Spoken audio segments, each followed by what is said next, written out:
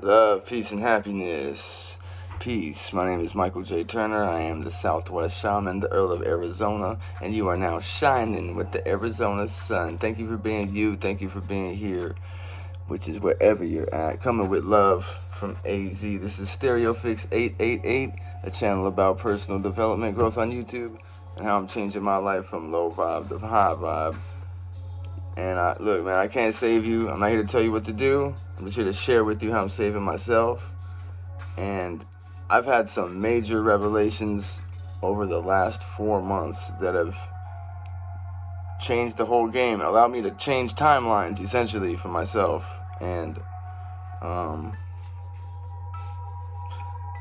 it took a lot of research of understanding how things work in the background. So what I want to talk about in this video is the unseen, faith in the unseen, I guess, because that idea is what deters most people from embracing spirituality at all. As in, if I can't touch it or feel it or see it, it doesn't exist. Okay, well, for one, let me just go ahead and explain something that you deal with the every day. I mean, air you breathe, you can't see that, right? You know it's there because you're living. What's this? That's just the beginning. Really, the things we perceive with our eyes, I mean, accounts for a very small percentage of what actually exists. And if you're someone who needs science to prove that, you can research that. I get you to do the work yourself. This is how, you can go check it out. Don't believe anything I say, actually. Go check it for yourself. But I'm not even talking about anything too crazy, right? But what I'm getting into here is what I've discovered about addiction based on my own experience, coupled with some research recently that has given me this understanding of things that is like, it makes perfect sense. So I just want to put this out there. I want to kind of like explain this because it really makes sense, and as a matter of fact, you might be going through it yourself or know someone. Call a sister, call a brother, call a friend. Let them know, because this is what it really is.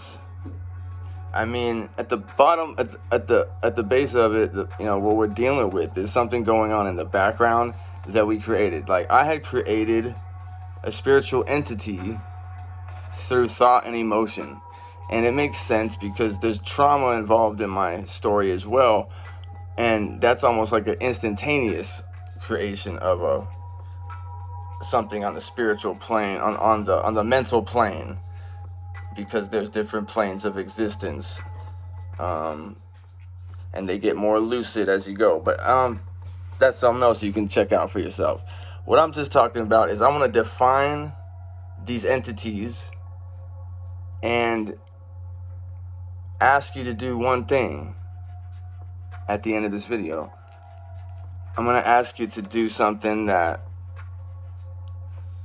will be the beginning of changing whatever influence, basically, what I can say from my own experiences, whatever influence I had on myself. These are tools that I've established and discovered. So, one thing is to go where you've never been.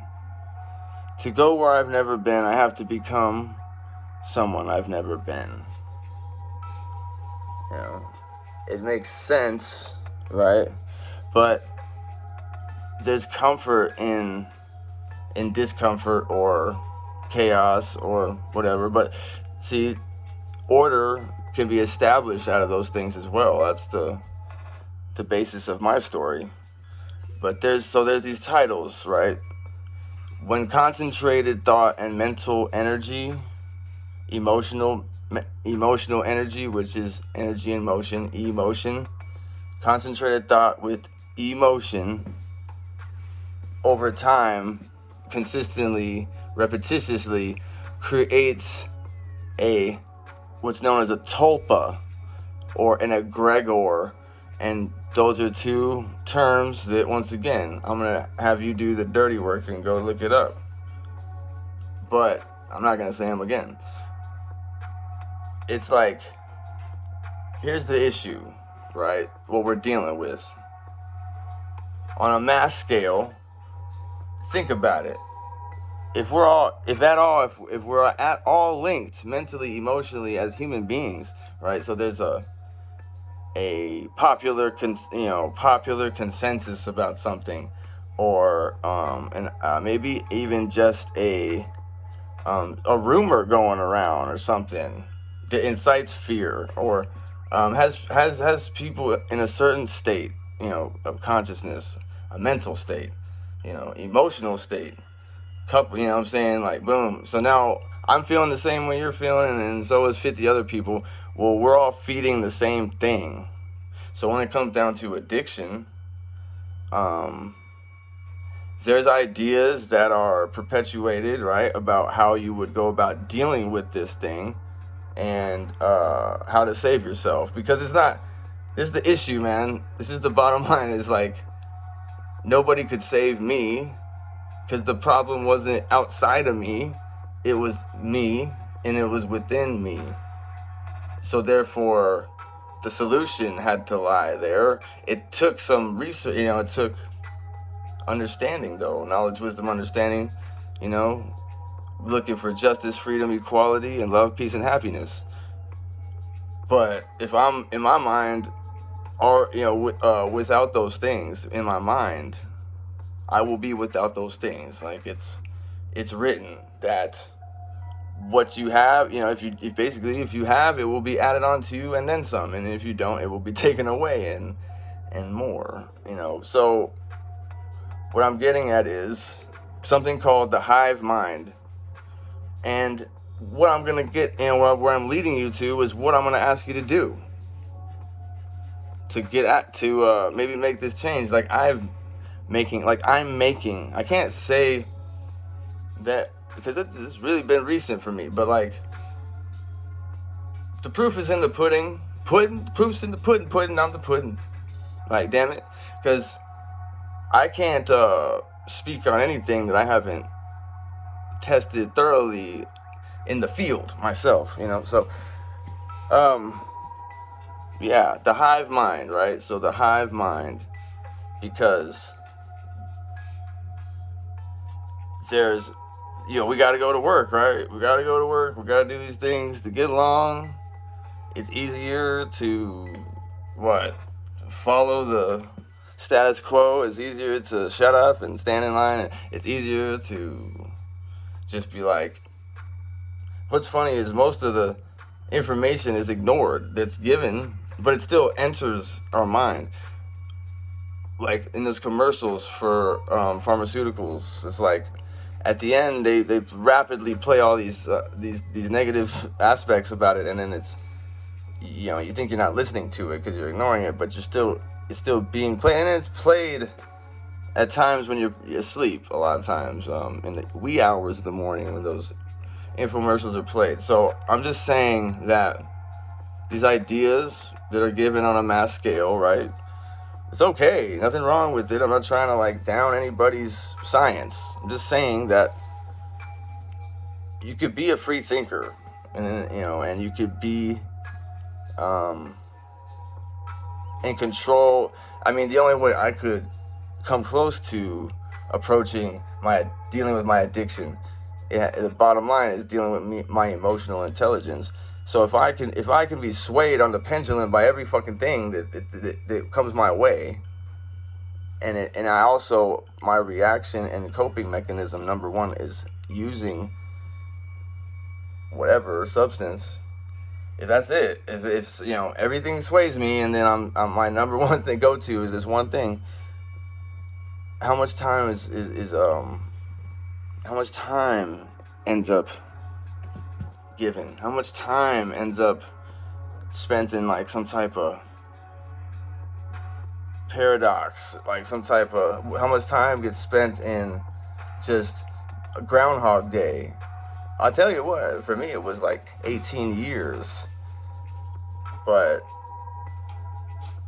that's my experience. And the whole idea here is that I was in such a state that basically hopelessness only can come if you give up on yourself. So that's where I had approached, and the idea is like it took a lot for me to stop the momentum I had created with the habits and ideas that I had.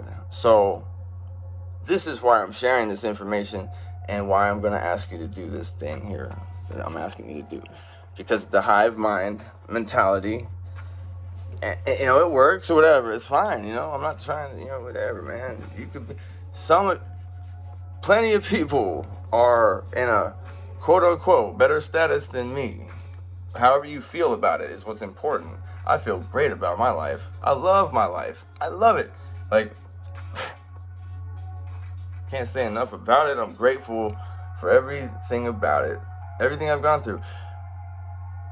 But, you know, you could look at me and break it down and have all sorts of negative like ideas about, you know, what's going on. So whatever, that's my point exactly.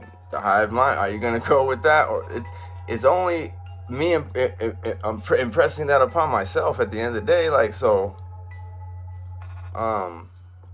what's the point of accepting anything like that from my narrative, from my own personal narrative? Why would I? At this point in my life, I'm doing everything I can to make myself feel better about my life, no matter what. And that's how I've always been. And if you try to follow my story, you'll see that everything I've gone through potentially could have broken me or made me into a bitter, angry, monstrous individual that's ready to take what you got. You know, I just so anyway, what the idea is these Tulpas or Gregors just want to exist. It's not like a thing. It's just so. But if it's on a mass scale, how do you deal with that? You know, like how do you? And if you don't even know about it because it's unseen and you don't have faith in the unseen, you're like, well, I gotta deal with it on this physical plane here, and I gotta. It's just, I don't know, man. I mean, some people do it or whatever, they do it and have success making changes in their life, but I didn't. So you know, so what I want to ask you to do is just, I want to ask, I mean, are you afraid to stand out? Are you afraid to stand out? Because you have to think like nobody, and that's it. In the background, there's music from Sojourner Christopher. Check him out. Bitter City Dweller on YouTube. Check me out. StereoFix 888. I'm the Southwest Shaman because I'm a healer. The Earl of Arizona. I'm the Arizona Sun. Love, peace, and salutations. Like and subscribe. Yeah, all right. Till next time, players.